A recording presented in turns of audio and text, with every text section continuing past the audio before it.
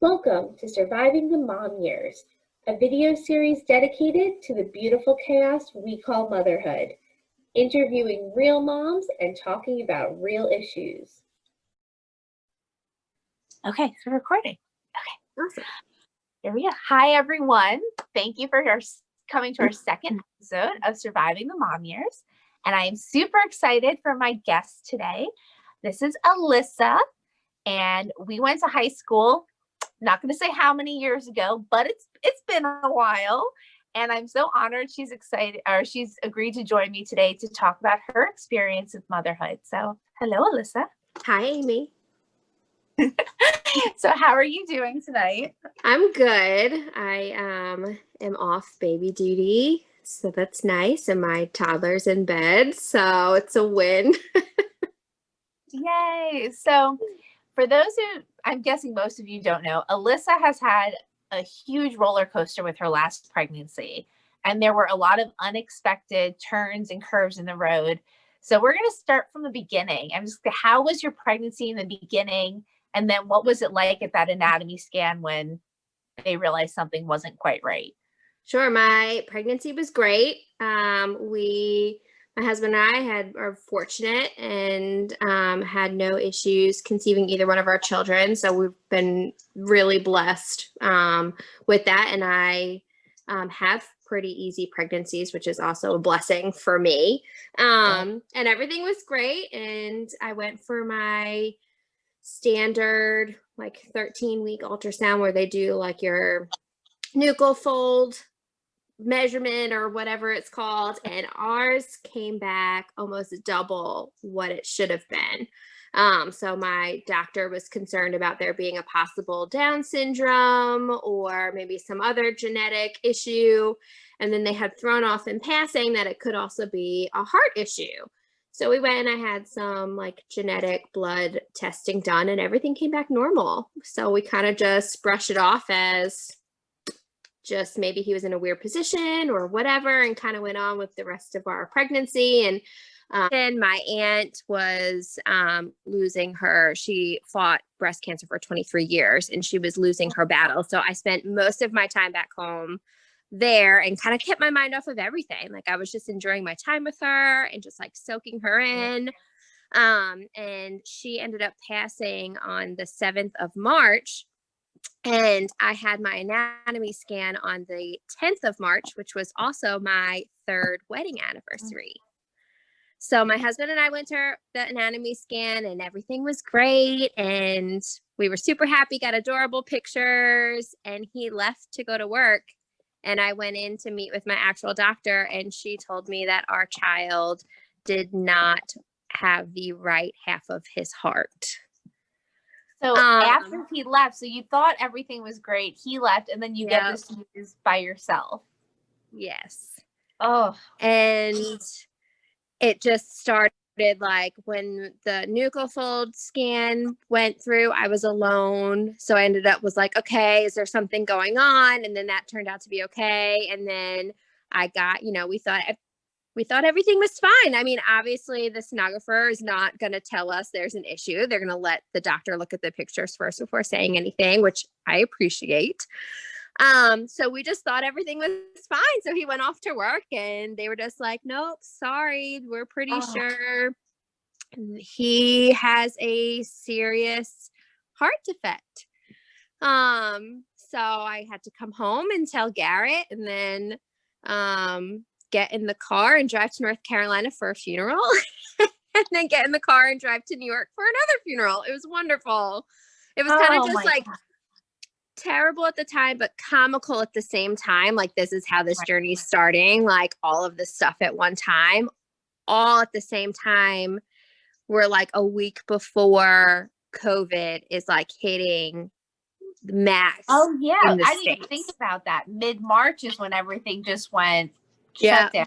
Yeah. So fortunately we were able to go to our anatomy scan together. And then we were able to, a few days later, we met with a maternal fetal medicine, which is a high risk OB doctor. And they did an amnio test to do more genetic testing and did Serious all that stuff. question. Did that hurt? Because I've never had amnio, and it was suggested because I was twins. So I'm wondering, how was that?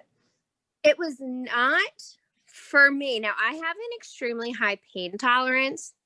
It was not comfortable, but it was not excruciating like I have heard, and they prepared me for. It was really quick. It was done probably, it took about a minute, honestly. They just put like a really large needle right into like the center of my belly. It took a little bit of amniotic fluid out and then was kind of on my way. But luckily we got to do, so luckily we got to do all of those things together because it was technically still pre-COVID. So I mean, my pregnancy all in all was great. And even like I was physically healthy. I had no additional issues. So my pregnancy was great. It was just once we hit that halfway mark, I then knew that I was carrying a medically challenged baby.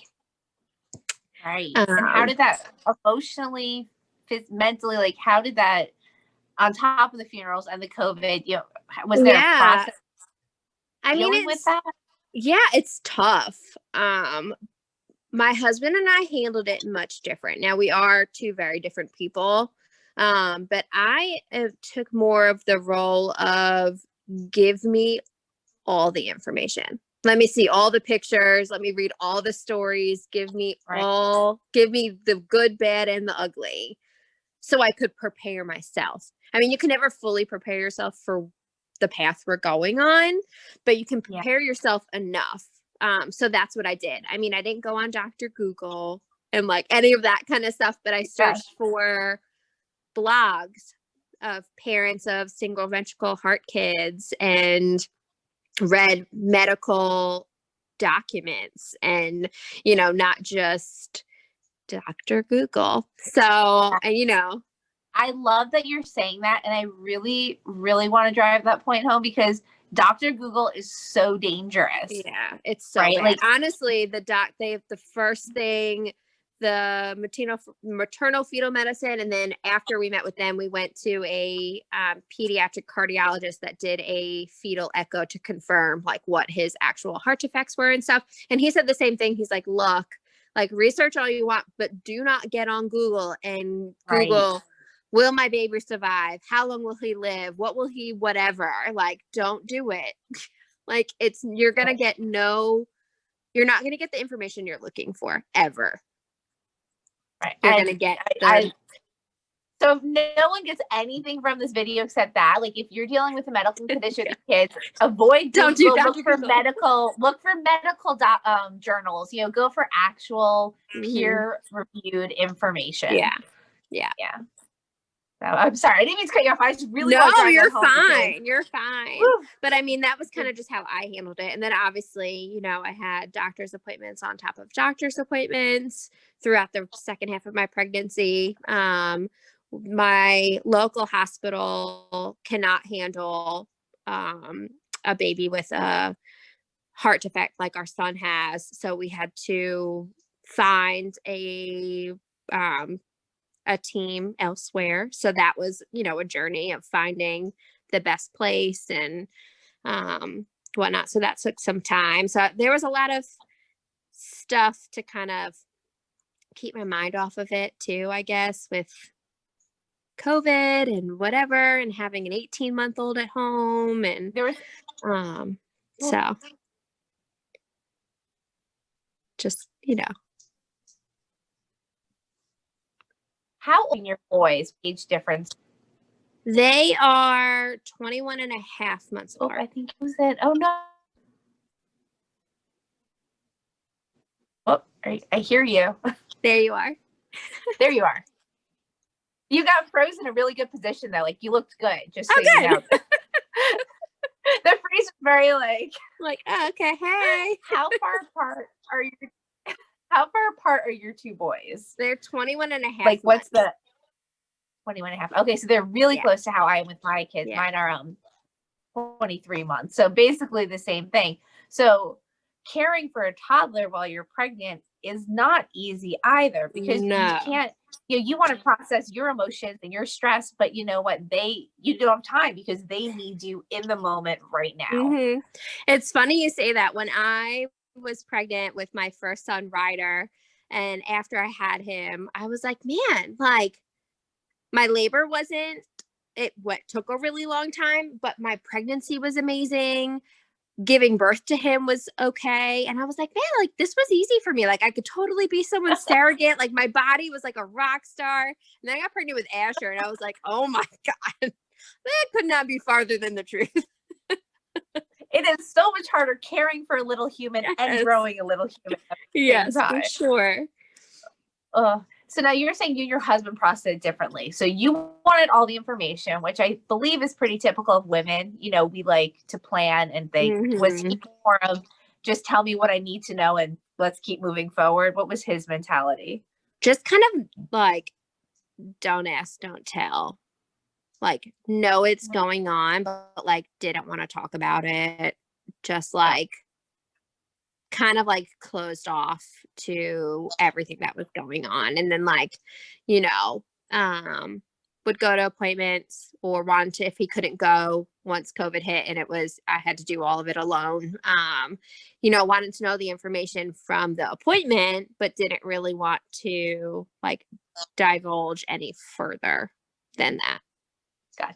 So he sounds exactly like my partner. So I get that.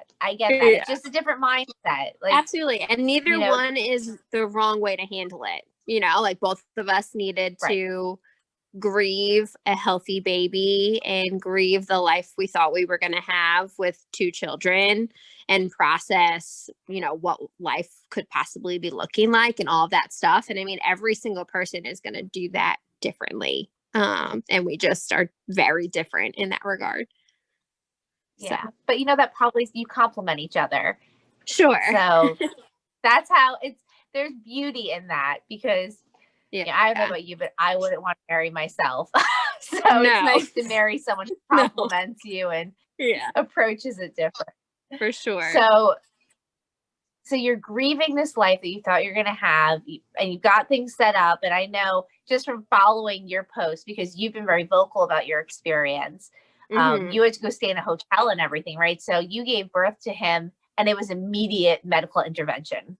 What did that all look like? We had an induction date because we live 2 hours away from the hospital that Asher needs to receive his care at. And the doctors didn't want to risk me going into labor and not being able to make it and possibly giving birth on the side of the road or having to give birth here and him need to be airlifted to the hospital and all of that. So we set up an induction date at 39 weeks. So we went in and I had him, and then he needed a medicine. So every baby, I don't know how much you know about hearts. I knew nothing before walking this path, but every baby is born with a small hole in their heart. It's called a PDA. And it's because when they're in utero, they don't use their lungs yet. So the heart doesn't function while in utero the same way it functions once a child is born. And that hole naturally closes within like 5 days after birth. So he needed to be put on medicine to keep that hole open until he was able to have heart surgery. So he needed immediate attention in that regard. And then he obviously was taken to the Nicu and specialized care in that way. But we were lucky that when he was born, he was breathing and was pink in color. And I got to do skin to skin for about 2 minutes and hold my baby. And not many parents get that opportunity. A lot of babies with his heart issues are typically born blue in color and aren't breathing. So we got very lucky that he was birthed looking very normal. Came out screaming. What a blessing. Yeah. I mean, when you heard that cry, yes, I everyone cried. talks about that cry, but when you heard that cry, knowing you're like, oh, like thank God, thank that's God. beautiful. Yeah. Yeah, Oh, for sure. So how long was he in the NICU? So he was in the NICU for so he was born on a Thursday, like really early in the morning, and he was in the NICU until they took him for his open heart surgery at 6 days old. So he spent 6 days in the NICU, and then the rest of the time he spent in the PICU, which is the Pediatric Intensive Care Unit. Okay. And how long was that? He was there a while, right? Yeah, so we technically were there for 3 months. We got discharged on his 3-month birthday, if you want to call it that. Wow. Yeah, so it was long. It was 92 days. I was technically there for 93 days because I got admitted the night before I had him. Right. But yeah, it was 92 very long days. And okay, so I've got so many questions. I feel like we can make this interview go for 4 hours. So I know. So when I said it to my husband, he was like, well, how long do you think it's going to be? And I'm like, I don't know. I can literally talk about this for days. I know. I told you that James asked the same thing. I was like, well, we're going to aim for an hour, but I'm just so curious. But we'll keep it down. So I've got 2 questions and answer them in your order. First, how hard obviously it was hard, but how did you cope with having like one son, 2 hours away and you're up like dealing with that? And then if you could just go into a little bit about the extra challenges. So it wasn't just like Asher, his heart had some issues, but then there were other problems that kind of compounded over time, right? Yeah.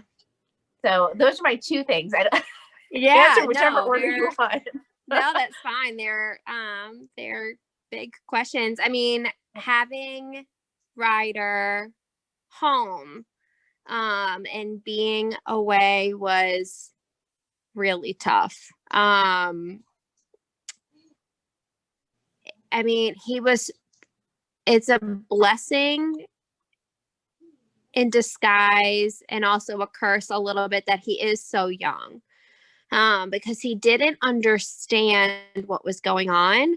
So it was hard for me to not be with him. I'm a stay-at-home mom. I've been a stay-at-home mom since the day he was born. So I have spent almost every waking moment of his life with him.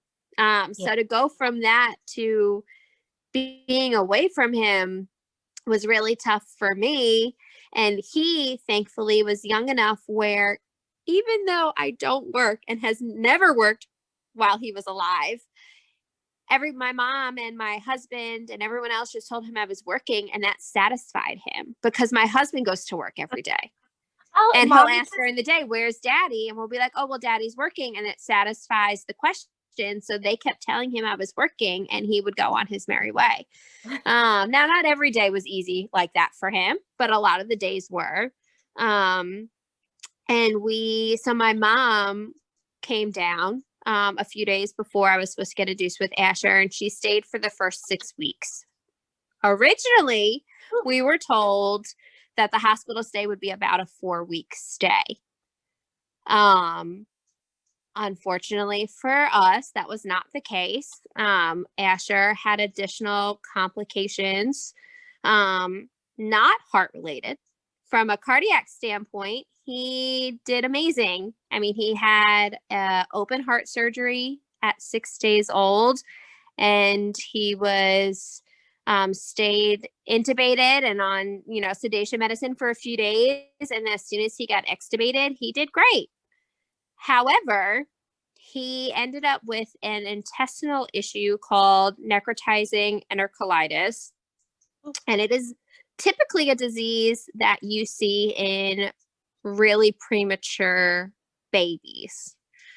But there has been more and more research being done of there being a really a higher chance of that happening with children that have congenital heart disease, specifically ones that have critical CHDs like Asher does. He's a single ventricle baby, so there's 4 chambers of the heart, and his 2 on the right side don't work. Wow. So that's why they say he was born with half a heart. So the blood doesn't work the way it needs to. And long story short, his lower half of his body was getting neglected of the blood that it needed. So it caused there to be inflammation and air in his bowels. And it's a disease that you can't prevent.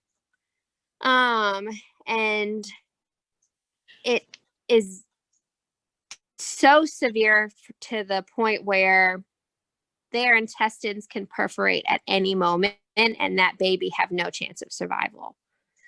So fortunately, they diagnose it. Is it like we have to go in right away? Is that kind of the... No. So he fortunately, so he got it multiple times. The first time he got it, he got diagnosed with it the day after his open heart surgery, and it looked like there was he didn't show any signs of there being a bacterial infection.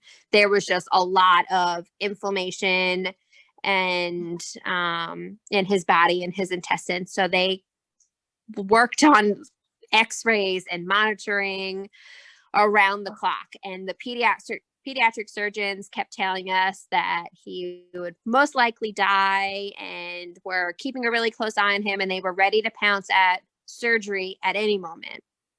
We luckily that was not the case for our family. We were blessed that did not happen. But over the course of him healing, he ended up getting it again. And the second time he got it, it came with a bacterial infection. And unfortunately, the bacterial infection he got likes to attack the heart.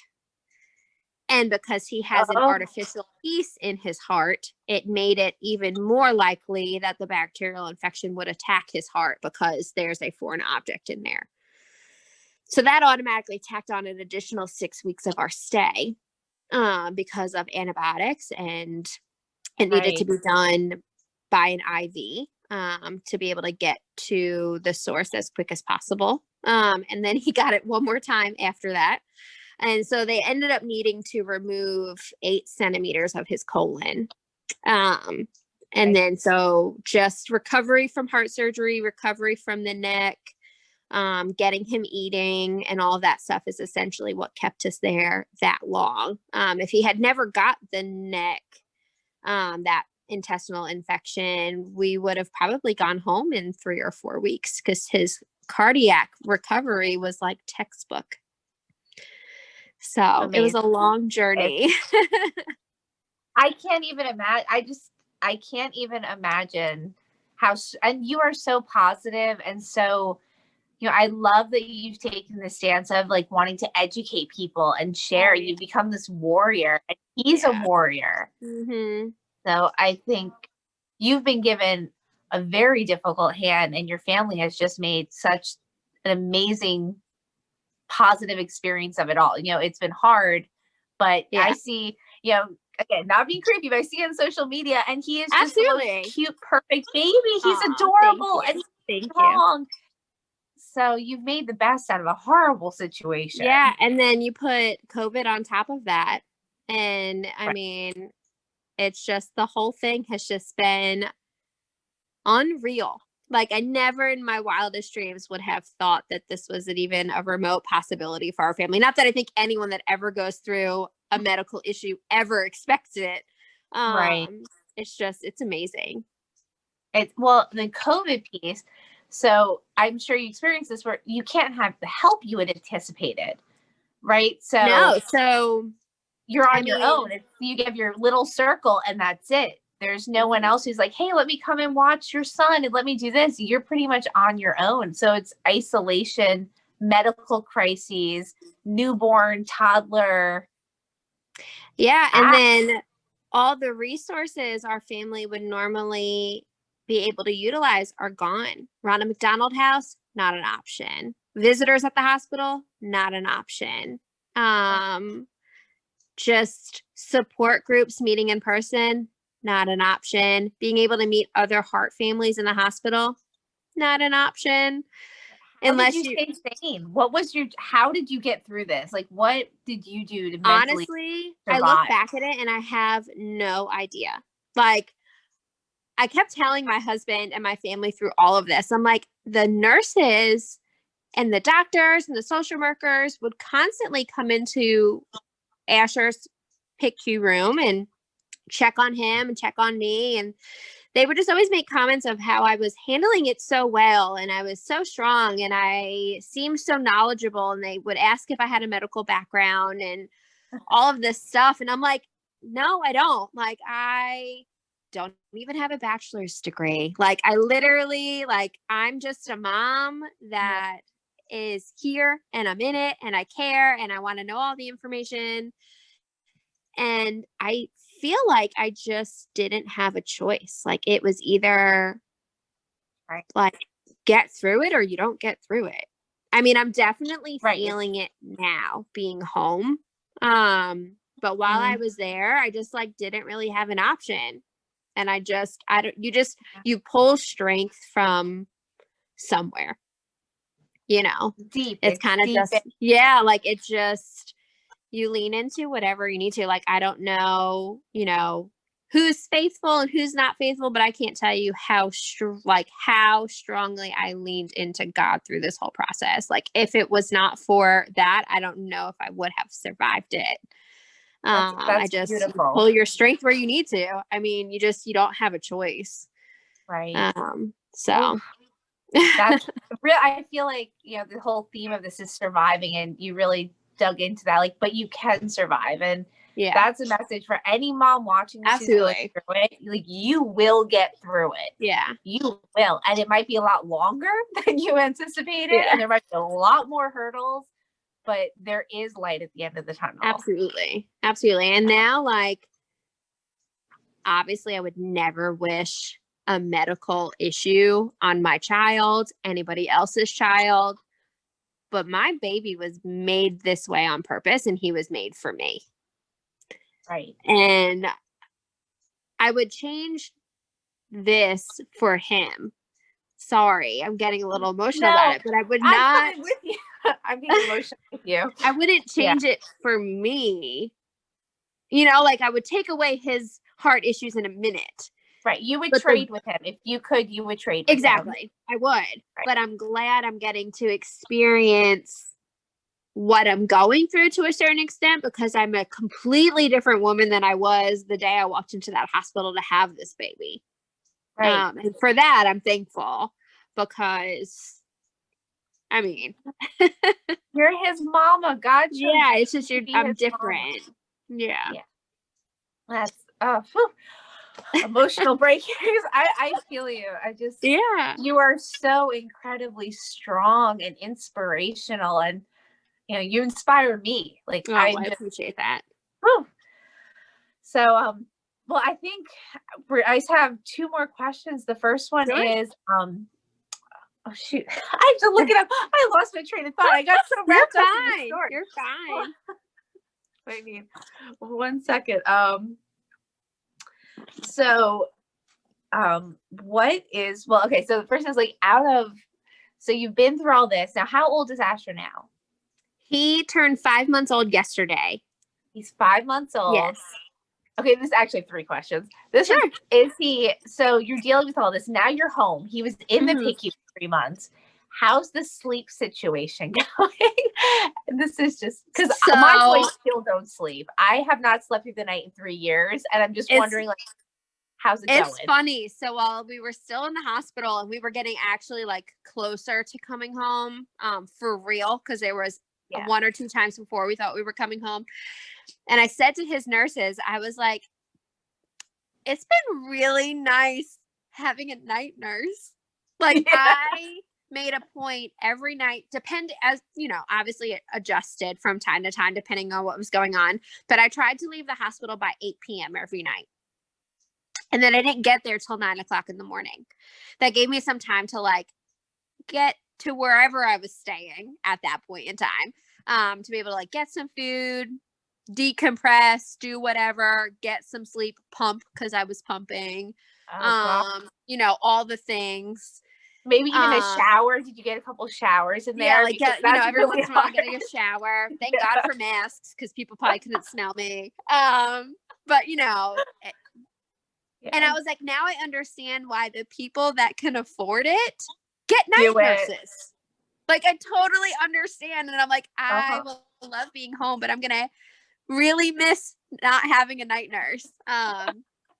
The first month, I pretty much slept on the couch with Asher because he constantly cried, and my husband had to go to work, and we had a baby that would wake up when his brother was crying and all of that stuff. But now, the last week has been a little rough. He's teething really bad and it's just uncomfortable. But we had got to the point where he was pretty much sleeping through the night as much as a dream could be, waking up for maybe 1 or 2 feedings in the middle of the night. But we pretty much had gotten down to going to bed by like 10 o'clock, waking up once in the middle of the night to eat, and then waking up at like 6:30 in the morning, which was a dream because my first child did not sleep more than 4 hours at a time until he was 13 months old. So this baby is an angel. Good. That's good. Yeah. I always touch on the sleep deprivation piece because everyone until you don't know what sleep deprivation is until you have children. No.